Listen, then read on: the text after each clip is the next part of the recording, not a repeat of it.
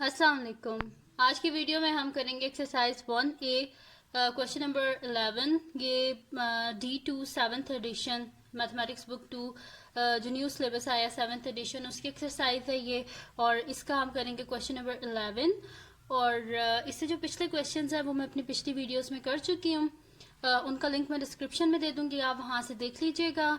और अगर अभी तक आपने मेरा चैनल सब्सक्राइब नहीं किया तो उसको सब्सक्राइब कर दीजिए और बेल आइकन को लाजमी प्रेस कीजिएगा ताकि आपको न्यू आने वाली वीडियोस के बारे में पता चल सके। तो स्टार्ट करते हैं। हमारे पास क्या है कि if z is directly proportional to y, z हमारे पास क्या डायरेक्टली प्रोपोर्शनल है y के, और z हमारे पास 48 है when y is equals to 6। अब इसमें है कि हमारे पास कि z क्या है डायरेक्टली प्रोपोर्शनल है y के। तो अगर y 6 है तो z क्या हो जाएगा हमारे पास 48। ये हमारे पास ये बना है कि जब y 6 है तो z क्या है 48। Find an equation connecting y and z।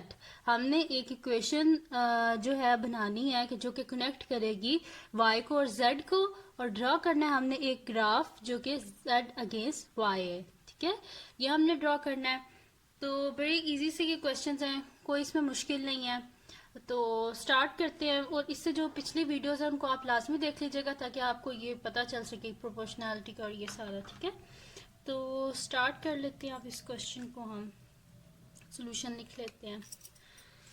तो जी बिस्मिल्लाह। सोल्यूशन, ठीक है।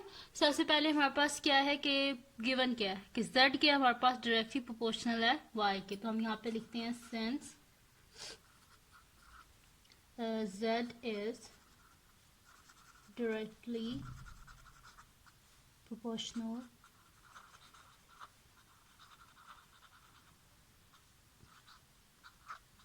हमारे पास है क्या जी, z क्या हमारे पास डायरेक्टली प्रोपोर्शनल है y के। ठीक है, यानी कि ये हमारे पास कुछ इस तरह होगा कि z is directly proportional to y। ठीक है, ये हमारे पास। अब ये जो प्रोपोर्शनैलिटी का साइन है ये हमें नहीं चाहिए। इसको हटाने के लिए हमें यहाँ पे कोई कांस्टेंट चाहिए। ठीक है, तो वो कांस्टेंट हम k को ले लेते हैं। ठीक है, तो हम यहाँ पे लिख देंगे z इज इक्वल्स टू के वाई। ठीक है, हमने क्या लिख दिया कि z हमारे पास किसके इक्वल है, के वाई के इक्वल है। ठीक है, और k के हमारे पास एक कांस्टेंट है। तो जब भी आप कोई चीज ऐड अप करते हैं तो उसको लाजमी आप लिखा करें कि ये किस वजह से मैंने यहाँ पे लिखा है। तो हम यहाँ पे लिखेंगे कि where k is a constant.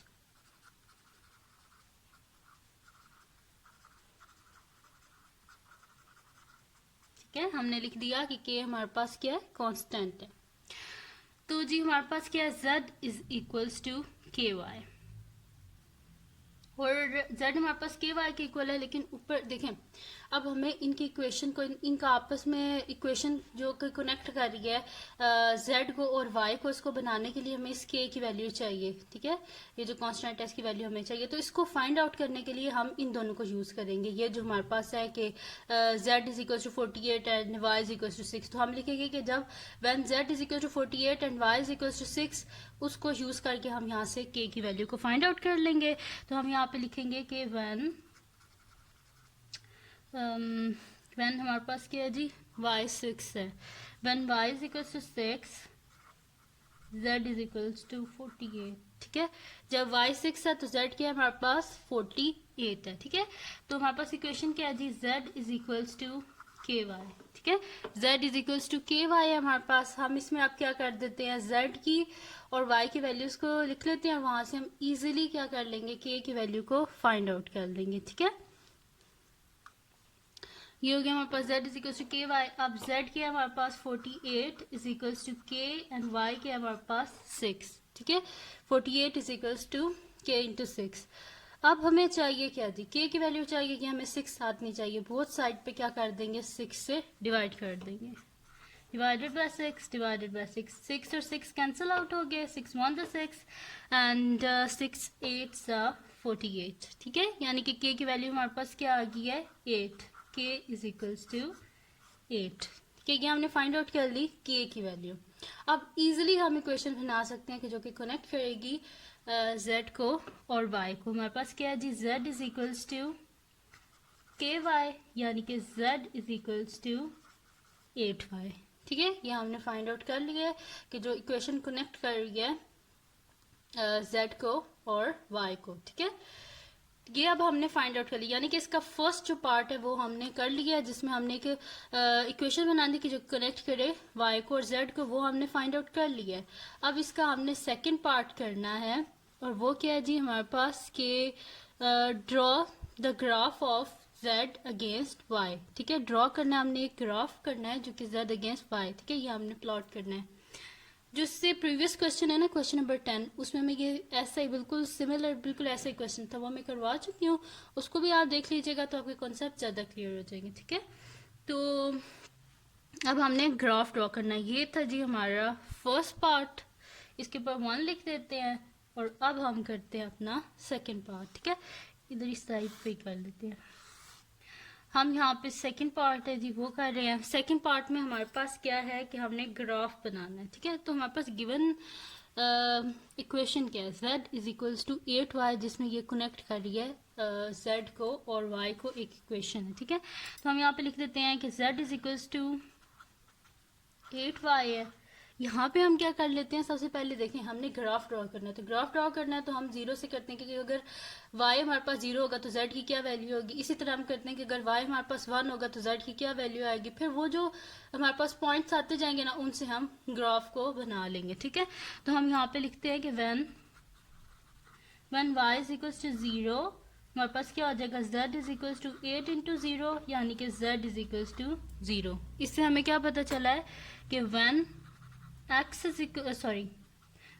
Is equal to 0, z is equal to 0, यानी कि जब y 0 होगा तो z क्या हो जाएगा हमारे पास 0। ठीक है, अब क्या कर लेते हैं हम, अब पहले देखिए मैंने y को 0 रखा है, अब y को क्या कर लेते हैं, 1 रख लेते हैं। ठीक है, 1 y इज इक्वल टू 1, हमारे पास क्या है जी, z is equal to 8y है, तो हमारे पास क्या जी, दोबारा लिख लेती हूँ, z is equal to 8y, यानी कि z is equal to 8 into 1, यानी कि z क्या आ गया हमारे पास 8, यानी कि जब y हमारे पास 1 होगा तो z क्या होगा हमारे पास 8। तो हम यहाँ पे लिख देते हैं कि when y is equal to 1, z is equal to 8, यानी कि जब y हमारे पास 1 होगा तो z हमारे पास क्या होगा, 8 होगा। ठीक है, अब ये जो हमारे पास आई हैं वैल्यूज, इनको यूज करके हम ग्राफ को बना लेते हैं। ठीक है, तो यहाँ से ग्राफ पेपर ले लेते हैं हम, सही है। तो यहाँ पे हम क्या कर लेते हैं, इसमें भी जैसे मैंने पिछली वीडियो में बनाया था ना, बिल्कुल वैसे ही इसको भी बना लेते हैं कि हम यहाँ पे हम क्या कर लेंगे कि एक जो हमारे पास है ना बॉक्स, उसको हम 1 सेंटीमीटर के इक्वल ले लेते हैं। ठीक है, वाई एक्सिस पे इसको वाई कर लेते हैं, और ये हमारे पास जेड है। ठीक है, जेड एक्सिस है, तो इसको ड्रॉ कर लेते हैं पहले स्केल से।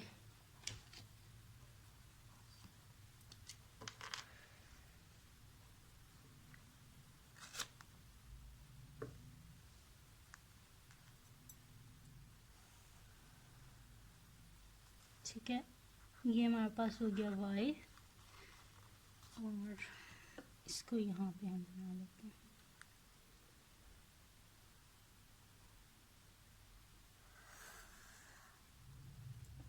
ये मैंने ड्रॉ कर ली। ठीक है, अब इसमें हम क्या करते हैं कि जो y एक्सिस पे ये जो फुल बॉक्स है ना, इसको हम रख लेते हैं कि ये हमारे पास किसके इक्वल है, 1 सेंटीमीटर की। ठीक है, तो यहाँ पे तो x और इसको z बोल देते हैं। ठीक है,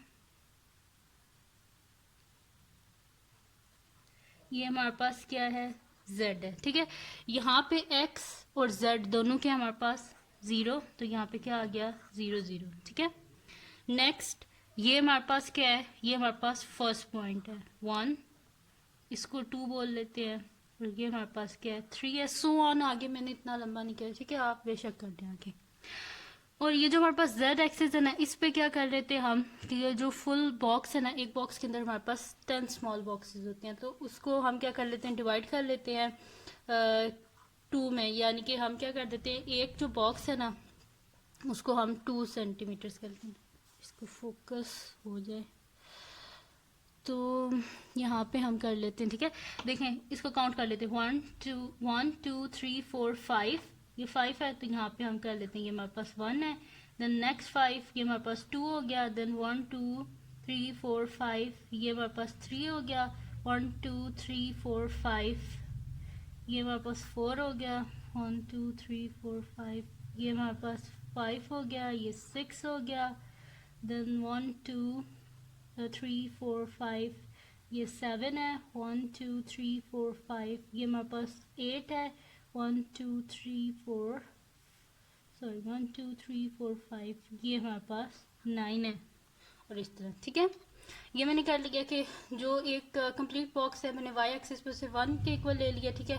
और लेकिन जो है ना मेरे पास जेड एक्सिस उसमें मैंने इसे 2 डिवीजन या सेंटीमीटर्स कह लें उसमें मैंने डिवाइड कर लिया ठीक है। अब क्या करेंगे, हमारे पास यहाँ पे क्या है कि जब हमारे पास y 0 है तो z क्या है हमारे पास 0, वो तो ऑलरेडी यहाँ पे दोनों 0 0 है ठीक है। फिर क्या हमारे पास जब हमारे पास y 1 है तो z क्या है हमारे पास 8 है ठीक है। y 1 है तो z क्या है 8 है, यानी कि यहाँ पे हम एक डॉट लगा लेते हैं ऐसे ठीक है। ये हमने डॉट लगा लिया तो ये हमारे पास ये जो डॉट है इस पे हमारे पास क्या है, पहले हमारे पास y है देन z है ना ठीक है। क्योंकि y में जो जिस तरह y की वैल्यूज चेंज हो रही हैं उसके वैसे ही z की वैल्यू उस पर डिपेंडेंट है, वो उस तरह चेंज हो रही है ठीक है। तो हमारे पास y क्या है 1 है तो इसके रिजल्ट में हमारे पास z क्या आया है 8, यानी कि ये पॉइंट है हमारे पास 1 8। अब इसको क्या कर देते हैं, इन पॉइंट्स को आपस में ज्वाइन कर देते हैं हम ठीक है ऐसे।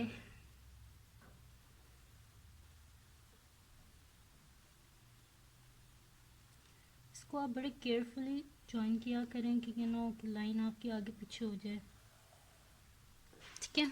ये हो गया हमारे पास 1 8 था हमारे पास ठीक है। और ये हमारे पास क्या हो गया, ग्राफ ड्रॉ हो गया है। और ये हमने किस में बनाया है, हमारे पास ड्रॉ हमने ग्राफ किया है जब हमारे पास है y is equals to z is equals to क्या हमारे पास ky ठीक है। z is equals to ky ये हमने ग्राफ ड्रॉ कर लिया है ठीक है। और इसमें क्या करना है, आप इसको आगे भी कर सकते हैं। आप क्या कर लें कि y को 2 ले लें तो इस तरह आपके पास z की और वैल्यूज आती जाएंगी, इसको आप और ड्रॉ कर सकते हैं ठीक है। मैंने जस्ट एक पॉइंट लिया है, y को पहले 0 लिया फिर y को 1 लिया है ठीक है। और इस तरह मैंने ये ग्राफ ड्रॉ कर लिया है। तो बड़े इजी से ये क्वेश्चन हैं जिसमें सबसे पहले इस क्वेश्चन में हमें क्या करना था, एक इक्वेशन बनानी थी कि जो कनेक्ट करेगी y को और z को। सेकेंड ऑफ ऑल हमने क्या करना था, एक ग्राफ बनाना था, तो वो ग्राफ भी हमने बना लिया इन पॉइंट्स को यूज करके ठीक है। इन पॉइंट्स को यूज करके ये ग्राफ बनाया ठीक है। तो अगर आपको ये ना समझ आया हो ठीक है, वैसे मैंने अपनी तरफ से पूरी कोशिश की है कि मैं आपको समझा सकूं, लेकिन फिर भी अगर आपको ना समझ आया हो तो आप कमेंट सेक्शन में मुझे बता दीजिएगा, मैं आपको समझा दूंगी वहाँ पे। और अगर ये वीडियो आपको पसंद आई हो तो इसको लाइक कीजिएगा, मेरे चैनल को सब्सक्राइब कीजिएगा और बेल आइकन को लाजमी प्रेस कीजिएगा ताकि आपको न्यू आने वाली वीडियोस के बारे में पता चल सके। और दुआओं में याद रखिएगा। अल्लाह हाफ़िज़।